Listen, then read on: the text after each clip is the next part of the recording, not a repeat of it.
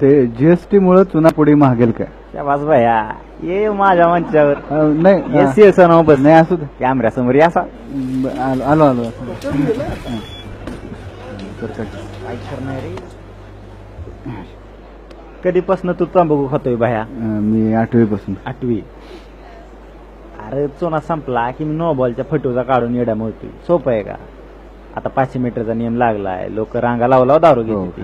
दारू मिळणं सोपी आहे का? नाही. प्यायची सोडली का? नाही अजिबात नाही. पेट्रोलचा खर्च करून टिंबुर्णीला जातोयच की रांग लावाय. तर ते मी जातो तर खरं. झालं तर मग जा मग मायासाठी पण थँक्यू देऊन जातील माहिती.